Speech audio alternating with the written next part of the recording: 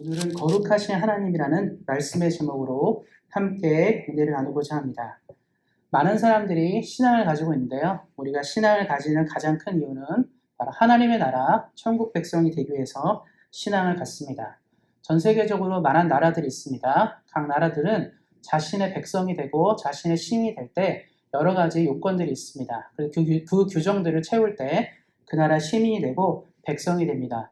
심지어는 체류를 하려 해도 비자 요건들이 있죠. 그 요건을 채우지 못하면 불법 체류자가 되기도 합니다. 그래서 세상의 모든 나라들은 이민국이 있습니다. 어떠한 사람들을 그 백성으로 받아들이고 어떠한 사람들을 우리 국민으로 선택할 것인가에 대한 방향들을 가지고 있습니다. 하나님의 나라도 왕국이라 치면 그런 규정들이 있을 것입니다. 천국도 아무나 천국 시민이 되거나 하나님의 백성이 되는 것이 아니라 요건과 자격을 갖췄을 때만 그 일들이 성립하게 됩니다. 그것은 뭐냐면 죄가 있느냐 없느냐의 유무입니다. 그러니까 천국 시민이 되는 것은 내가 돈이 많냐, 능력이 많냐, 지혜가 많느냐, 아니면 많은 사람을 거느리고 있느냐, 세계 최고의 힘과 권력을 가지고 있느냐, 이런 것과 관련이 없고요. 하나님 나라 백성 되는 것은 딱 한 가지입니다. 죄가 있느냐 없느냐입니다. 이것은 하나님의 속성인 거룩함과 연결되어 있습니다. 거룩하신 하나님이라 말하고 있는데요. 오늘 본문에 나오는 이 거룩하다는 히브리어로 카도시라고 얘기하는데요. 이 카도시는 두 가지 뜻을 가지고 있습니다. 하나는 뭐냐면 분리한다, 분리라는 의미를 가지고 있고 하나는 다르다라는 의미를 가지고 있습니다. 그러니까 천국 백성이 된다는 것은 하나님의 성품인 이 거룩과 연결된 것인데 어떻게 세상과 다르고 어떻게 세상과 분리되어 있는지를 보여준다는 것이죠. 그건 뭐냐면 죄로 인해 구분되게 됩니다. 그래서 오늘은 이 거룩하신 하나님 여호와 카도시에 대해서 살펴보면서 함께 은혜를 나누고자 합니다. 신앙생활 하시는 우리 성도님들, 우리 모두가 바라는 한 가지가 있습니다. 내가 하나님을 믿어서 부자가 되고 싶다. 내가 하나님을 믿어서 높은 지위에 오르고 싶다. 내가 하나님을 만나서 더 많은 사람을 거느리고 싶다. 대통령이 되고 싶다. 왕이 되고 싶다. 아니면 여러 가지 바라는 것들 있죠. 우리가 모두가 바라는 것은 신앙생활 하면서 아마 이런 개인적으로 어떤 물질적으로 바라는 이런 것들은 아닐 거라 생각합니다. 하나님을 믿는 백성들, 하나님을 믿는 우리들이 가장 바라는 것은 하나님을 만나는 것입니다. 그래서 하나님 믿는 사람들이 가장 원하는 것은 하나님을 만나는 거예요. 왜냐하면 하나님을 만난다에는 엄청나게 큰 의미가 담겨져 있기 때문입니다. 세상을 살다 보면요, 해결하지 못하는 문제들이 있어요. 그렇죠. 우리가 인생을 살다 보니까 저도 자주 말씀드렸지만 우리가 해결하지 못하는 문제들이 많이 있습니다. 늘 말씀드리지만 중병에 걸렸다든지 아니면 해결할 수 없는 사건이 생겼다든지 아니면 여러 일들이 우리에게 생길 때가 있습니다. 그때는 우리는 어떻게 합니까? 해결하지 못할 때는 방법이 없어요. 이리 찾아다니고 저리 찾아다녀도 답이 나오지 않을 때가 있습니다. 그때 종교를 가진, 신앙을 가진 사람들이 선택하는 건 뭐죠? 무릎 꿇고 기도하는 거예요. 하나님을 만나는 것이 답이라고 생각합니다. 그래서 예수를 믿는 모두가 가장 큰 소원은 하나님을 만나는 겁니다. 만약에 우리 이 자리에 계신 성도님들 중에서 내가 신앙생활에서 가장 원하는 것이 하나님을 만나는 게 아니다라고 말한다면 어쩌면 기독교인이 아닐 수 있습니다. 그리스도인들의 가장 큰 소망은 다른 것이 아니에요. 하나님을 만나는 겁니다. 왜냐하면 하나님을 만나야 영생도 있고 부활도 있고 은혜도 있습니다. 천국도 다 여기에 있어요. 결국 우리가 예수를 믿는 이유 중에 하나는 뭐냐면 돈도 아니고 명예도 아니고 권력도 아니고 오직 하나님을 만나는 것입니다. 그래서 성경에서 수도 없이 얘기하는 건 뭐냐면 그래서 예수를 만나라, 하나님을 만나라, 하나님의 은혜를 경험하라, 이 얘기를 많이 하고 있는 것이죠. 또 실제로 성경에서 많은 인물들이 하나님을 만났습니다. 하나님을 만난 인물들의 인생은 굉장히 달랐습니다.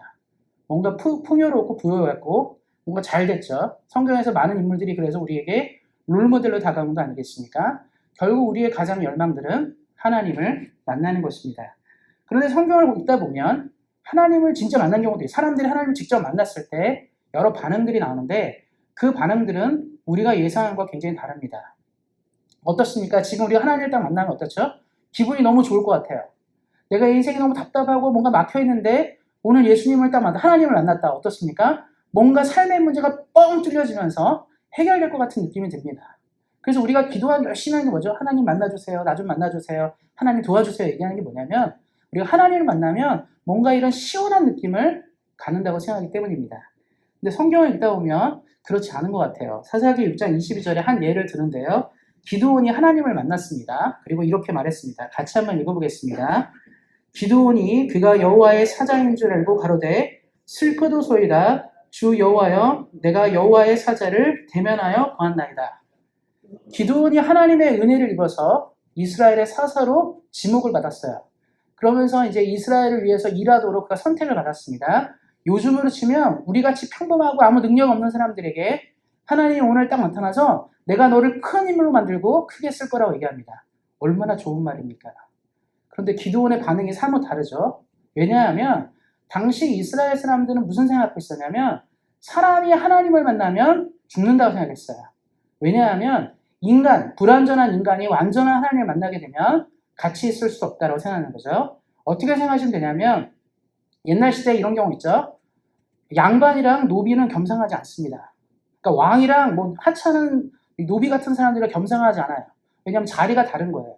권위가 다르고 능력이 다르기 때문에 함부로 있지 못하는 거죠. 옛날에 이 계급제 시대에는 사람이 이렇게 나눠졌어요.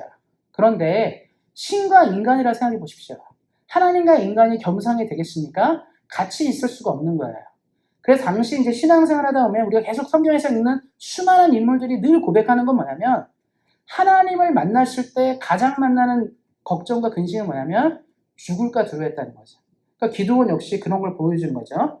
그럼 우리가 이제 앞에 질문이 있죠. 우리가 가장 바라는 건 하나님을 만나는 건데 사실 인간이 하나님을 만나면 죽습니다. 왜냐하면 인간이 거룩하지 못해서 그래요. 그러니까 하나님처럼 거룩하면 괜찮은데 거룩하지 못하게 되면 죽게 되는 거죠. 창세기를 읽다 보면 이런 장면이 나옵니다. 처음에 이제 아담과 하와가 만들어지고 그들이 에덴 동산에 있었습니다.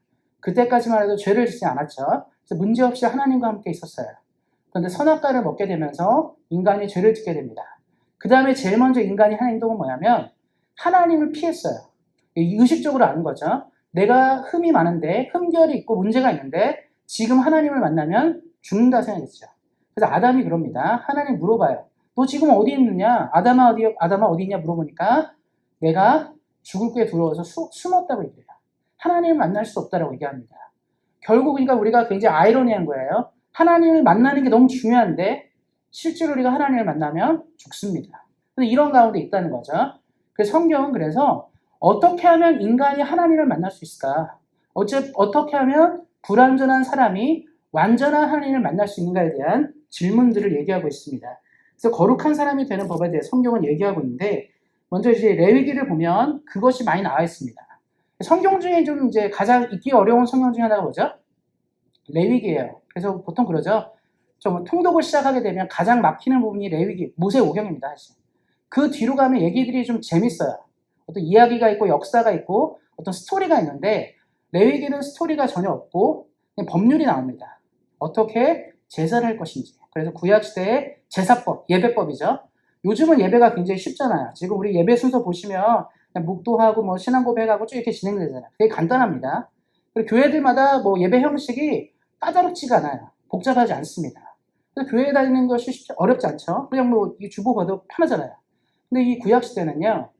예배 하나를 드리기에 굉장히 복잡했어요. 소는 어떻게 잡아야 되느냐. 양은 어떻게 잡아야 되느냐. 염소는 어떻게 잡아야 되느냐.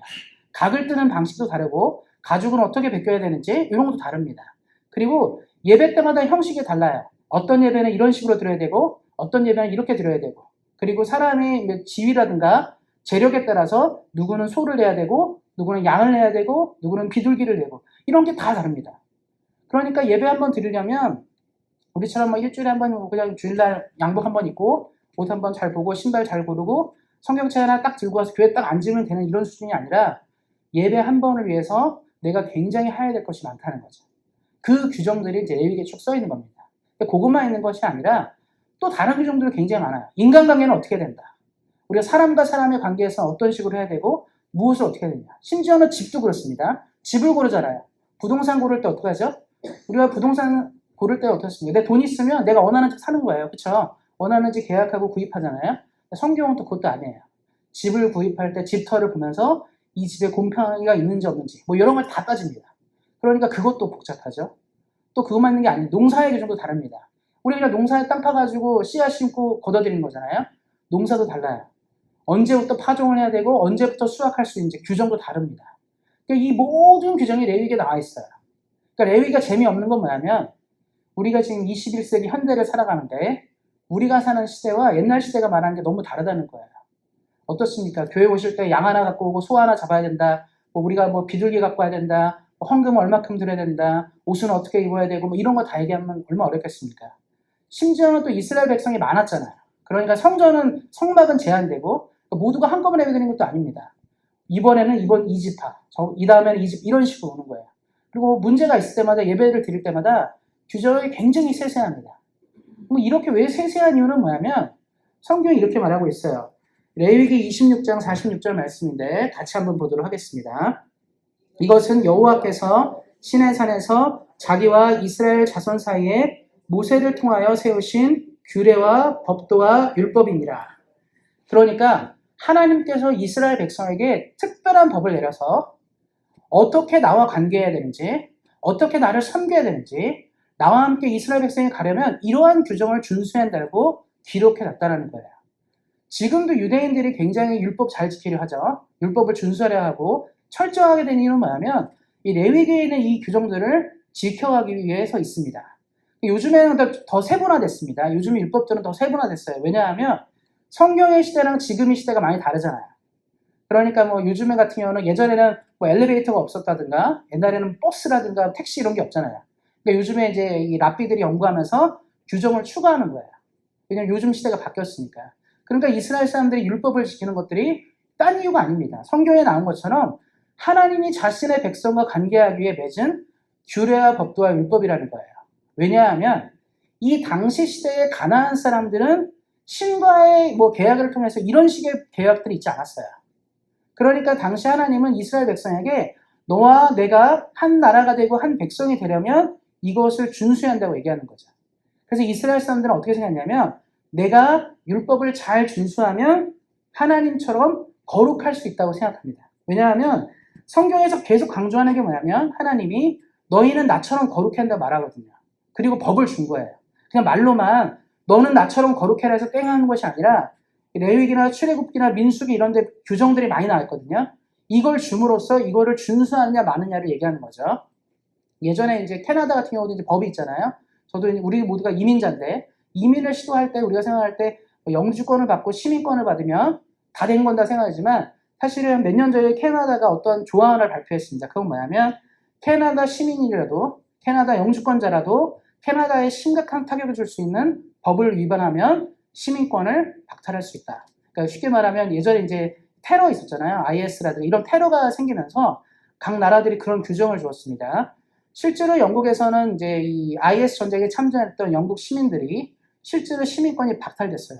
왜냐하면 영국에 해가 된다 생각해서 시민권을 박탈하는 거죠. 이게 법이에요.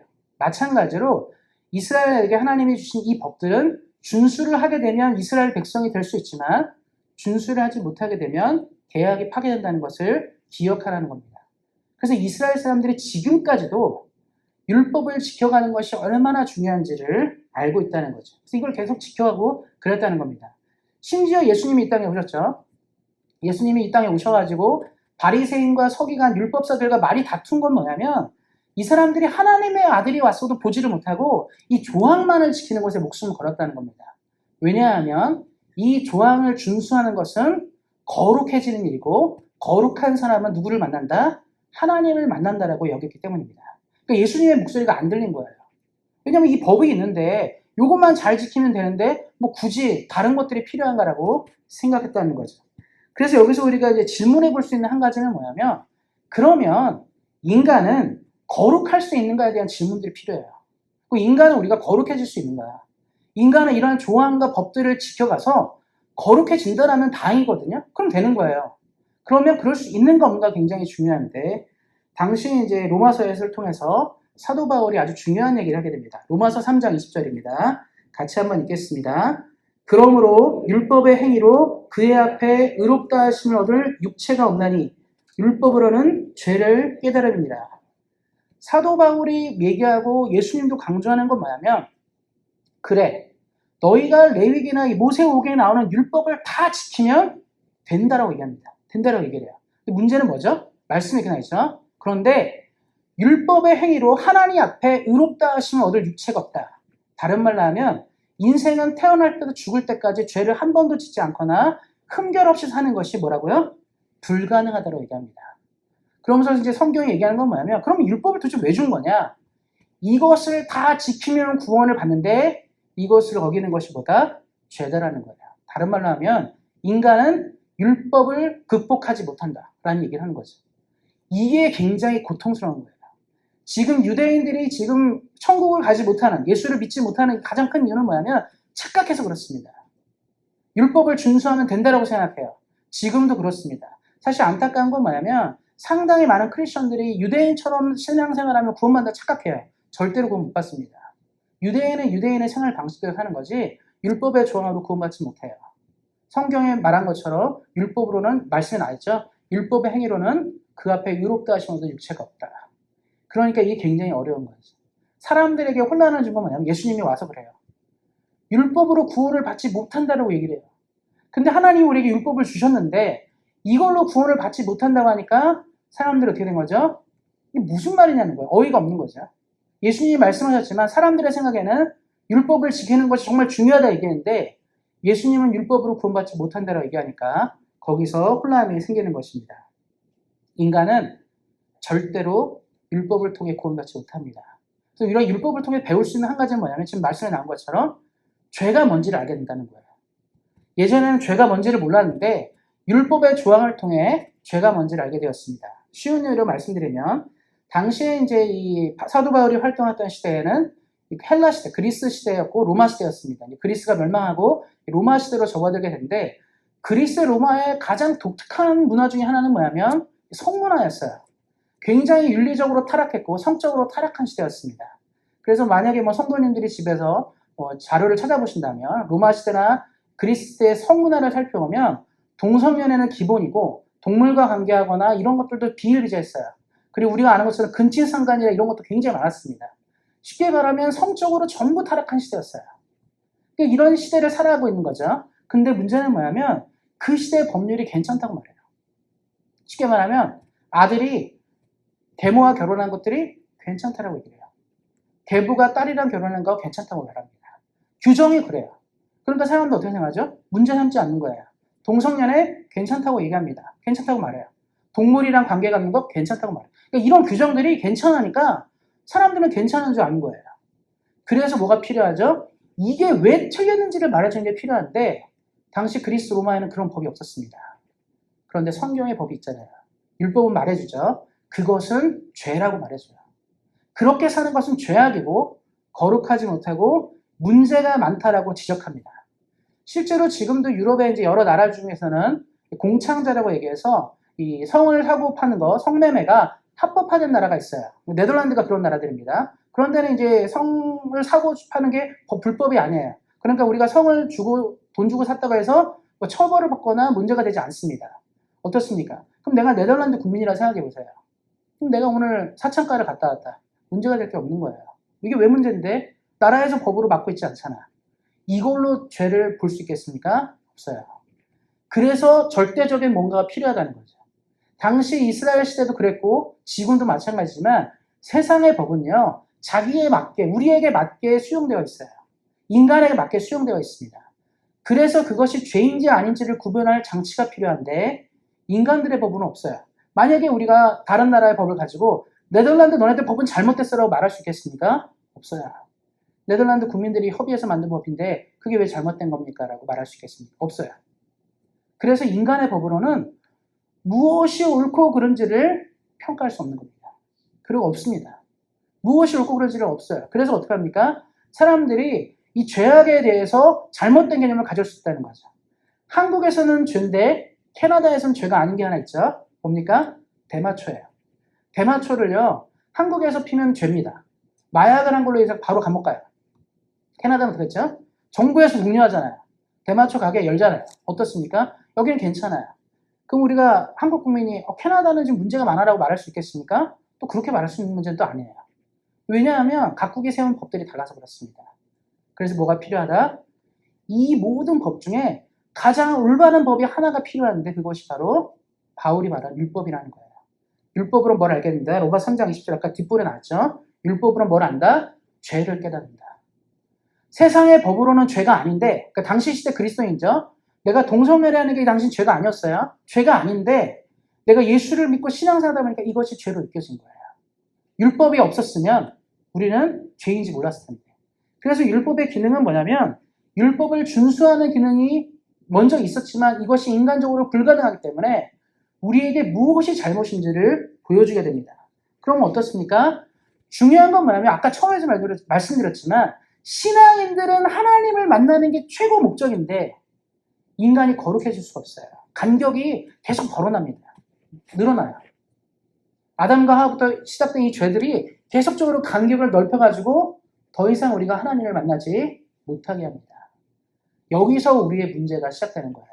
하나님을 만나고자 하는 열망은 있지만 우리는 하나님을 만날 수 없게 됩니다.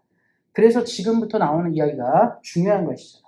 거룩한 하나님을 만나기 위한 유일한 길에 대해서 성경은 얘기하고 있습니다. 바로 이제 히브리서 10장 19절 말씀인데 같이 한번 보도록 하겠습니다. 그러므로 형제들아 우리가 예수의 피를 힘입어 성소에 들어갈 담력을 얻었나니. 신약시대부터 계속적으로 복음을 전하는 사도들과 제자들이 가장 많이 강조한 이름은 예수 그리스도고 예수 그리스도의 십자가의 보혈입니다. 이 보혈로만 우리가 하나님의 성소로 들어갈 수 있다고 얘기하는데 여기서는 성소로 나오지만 이 성소는 지성소를 말합니다. 지성소는 이 단어가 어떻게 되냐면 홀리 오브 홀리예요. 그러니까 거룩한 곳 중에 가장 거룩한 곳을 지성소라 부르는데 이 지성소는 유대인들의 율법상으로도 아무나 들어갈 수 없는 것입니다. 그러니까 유대인의 성전에 보면 성소가 있고 지성소가 있는데 지성소에서 하나님을 만나는 장소거든요. 근데 이 지성소는 1년에 딱 한 번, 이제 히브리 말로는 이 욤키프르라고 하는데요. 욤키프르 대속죄일에 1년에 단 한 번 대제사장에만 허용됩니다. 그러니까 다른 사람은 들어가지 못해요.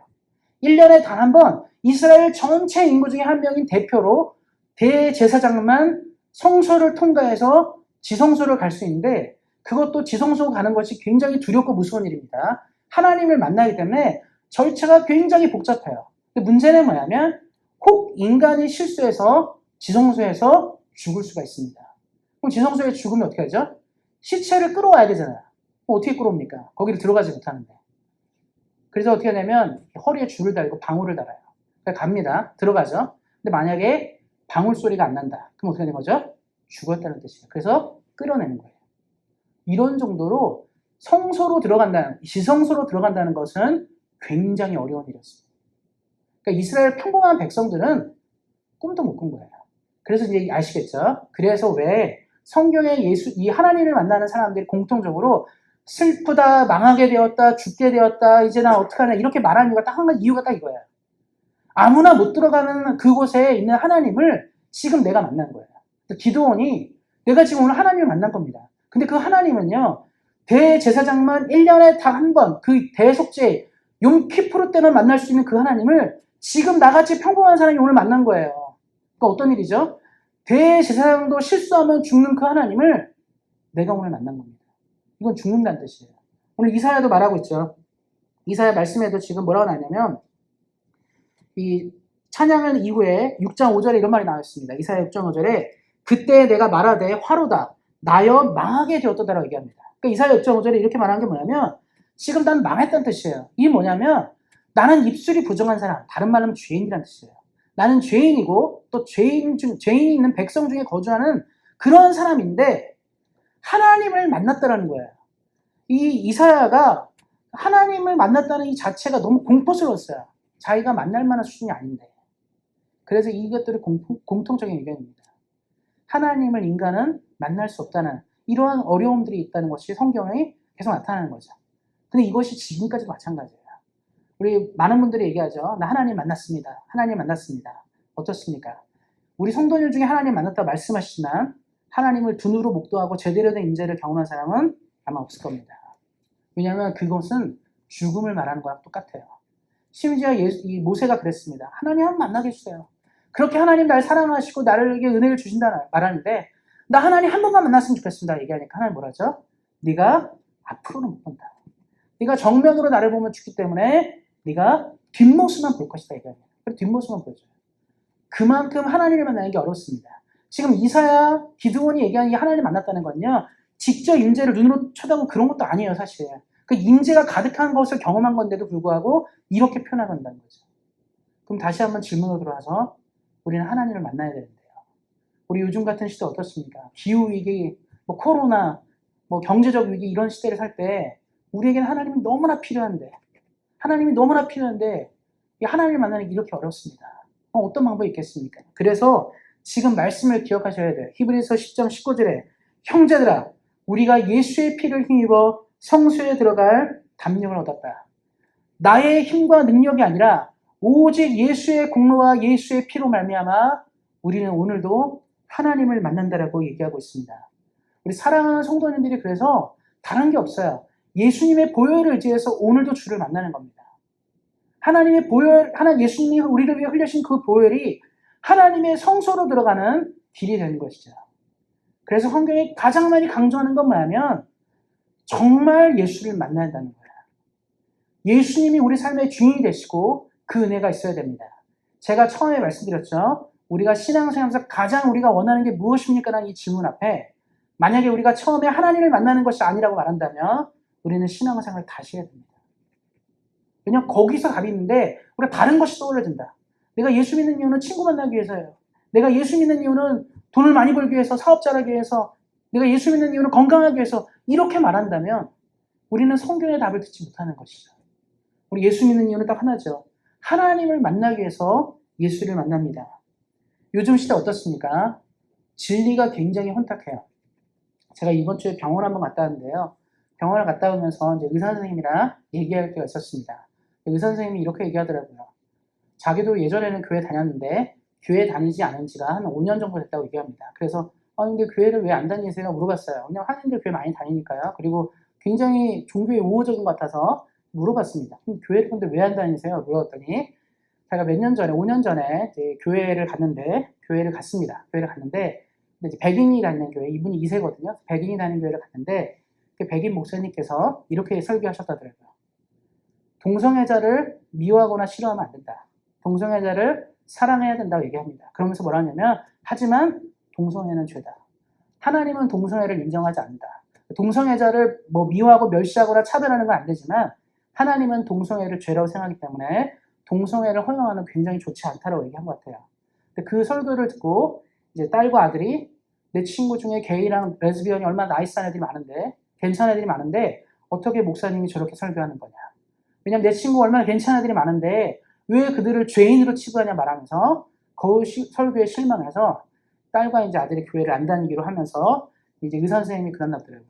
만약에 내 아들이 게이가 되거나 내 딸이 레즈비언인데 만약에 그런 부분으로 그렇게 얘기한다면 나 역시 동의가 되지 않을 것 같아서 그때부터 교회 다니지 않았다고 얘기하더라고요. 근데 제가 그 말을 들으면서 참 그런 게 뭐냐면 생각보다 이 한인 2세들 중에 그렇게 교회 안 다니는 경우가 많나 보더라고요. 생각보다. 이 캐나다인들 중에서는 그렇게 생각하는 경우가 많이 있나 보더라고요. 왜냐하면 우리는 다 평등하죠. 동등하고 아무 문제가 없어요. 차별이 있으면 안 됩니다. 그런데 어떻게 교회에서 이것들을 죄로 규정하고 문제를 삼냐고 말하니까 거기서 실망한 거죠. 종교는 좀 포용적이어야 됩니다. 예수님처럼 사랑해야 되고 다 품어줄 수 있어야 되는데 왜 그렇게 얘기하냐는 것들에 대해서 고민한 것 같아요. 저도 이제 그 얘기를 들으면서 야 정말 이게 심각하긴 심각한 것 같다. 그래도 우리가 한국인들은 좀 유교적인 전통도 있고 이래서 좀 보수적이잖아요, 사실. 그런데 이미 이제 서양의 많은 사람들은 또 서양 문화에 적어 사는 이 한인 2세라든가 1.5세들은 이 부분에서 굉장히 자유롭게 받아들이고 긍정한다는 생각이 들었습니다. 그러면서 고민하는 게 뭐냐면 이런 사람들은 어떻게 설교해주고 설명해줘야 되지? 어떻게 복음을 전해야 될까라는 고민이 있었어요, 사실. 그런데 제가 이제 설교를 준비하면서 고민한 건 뭐냐면 우리가 가장 중요하게 생각한 건 뭐냐면 내가 이 사람이랑 친구가 있는데 프렌드십을 간다 이게 중요한 게 아니라 우리가 정말 간절히 원하는 건 하나님을 만나는 것이고 천국에 가는 거예요. 그냥 이 땅이 유한합니다. 영원하지가 않아요. 이 땅에 아무리 오래 살아도 뭐 어디 보니까 요즘에 한국 보니까 이런 말 있더라고요. 100세가 넘으면 이 자치 동네이죠. 동네 뭐 군이라든가 시에서 장수 돈도 주기도 하더라고요. 최대 100만 원까지 준다 하더라고요. 100세가 넘기면. 그러니까 우리가 볼 때는 100세면 무지 많이 산 거예요. 어떻습니까? 한국 역사만 해도 5,000년이에요. 5,000년 중에 100년은 아주 짧습니다, 사실. 조선시대 500년인데요. 대한민국은 생긴 지 100년도 안 됐습니다. 그 100년이 굉장히 짧은 거예요, 사실. 그렇죠? 우리가 굉장히 긴 것 같아, 이게 굉장히 짧은 시간이거든요. 근데 어떻습니까? 근데 그 짧은 시간을 살아도 오래 살았다고 생각하잖아요. 근데 사실 이 짧은 시간이 굉장히 짧은 거거든요. 길지 않습니다. 근데 우리가 이 짧은 것에 모든 것을 걸 수는 없잖아요. 우리는 영원함에 모든 걸 걸어야 되고 하나님이 우리에게 원하는 것이 뭔지를 봐야 됩니다. 근데 지금 이제 갈등들이 있는 게 있죠. 지금 많은 교단들이 지금 이제 캐나다 장로교에서도 동성애를 허용하나 허용하지 않나 이 싸움들이 계속 있잖아요. 그럼 여기서 우리 답을 볼 건 뭐냐면 교회들이 선택한 한 가지가 이거예요. 뭐냐면 세상이 지금 세상 정부가 이거를 법으로 통과를 시켰는데 왜 교회가 반대? 이거거든요. 아까도 말씀드렸죠. 네덜란드 정부가 이 성매매를 공식으로 인정했다. 그럼 세상 정부가 인정했으니까 그럼 교회도 인정해야겠네. 이런 식이 될 수밖에 없어요, 사실. 그래서 우리는 하나님의 법이 무엇인지를 집중해야 되고 하나님의 법에 따라 갈 수 있는 방법들을 찾아야 됩니다. 그래서 우리가 성경을 봐야 되고 하나님을 만나야 되는 것이죠. 근데 제가 이제 요즘 시대에 이런 것들을 보면서 생각한 건 뭐냐면 야 정말 하나님 나라에 가는 것들이 어렵겠구나 생각이 들더라고요. 우리가 자꾸 우리의 생각과 기준으로 신앙생활하기 때문입니다. 그래서 오늘 우리가 이 히브리서 말씀을 기억하셔야 돼요. 하나님을 만나러 가는 것은 상식과 뭐 세상에 말하는 상식과 어떤 그런 부분들이 아닙니다. 상식이라든가 우리가 굉장히 넓은 뭐 관용적인 생각 마인드가 아니라 오직 하나 예수의 피 아니면 들어갈 수 없습니다. 그러니까 거룩하신 하나님이 처음에 말씀드렸죠. 카도시에 담겨진 뜻 분리되고 구별돼야 된다. 세상에 가는 길과 우리가 가는 길은 달라야 된다고 말하는 하나님의 선언이죠. 지금 여기 나있죠. 거룩하다 거룩하다 거룩하다. 우리는 세상과 분리되었다. 우리는 세상과 구별되었다고 말하는 이 스락들의 외침은 하나님의 정체성이 여기 있음을 보여줍니다. 우리 역시 그래야 돼요. 세상과 달라야 되고 세상과 구별되어야 됩니다. 그리고 예수님을 믿고 가야 되는 거죠. 우리가 예수님을 믿고 사는 것만이 답이라고 믿는다면 그것이 정답이라고 믿는다면 우리는 더욱더 이것을 의지해야 됩니다. 시대는 점점 혼탁해질 것이고 점점 진리는 위협받게 될 것이지만 말씀은 살아있고 그 말씀은 우리들에게 길을 제시할 것입니다. 우리 사랑하는 성도님들이 하나님을 만나기 원하신다면 하나님과 함께 승리하기 원하신다면 예수의 피를 힘입어 날마다 주를 만나는 은혜를 누리시기를 예수님의 이름으로 축원드립니다. 말씀을 맺고자 합니다. 믿음은 다른 것이 아니라 딱 한 가지예요. 하나님을 믿는 것이고 하나님을 만나는 것이고 그리고 하나님을 만남으로 영원한 천국에 들어가는 것입니다. 이 놀라운 축복과 은혜가 우리 사랑하는 성도님들의 삶 가운데 늘 넘쳐나시기를 다시 한번 예수님의 이름으로 축원드립니다.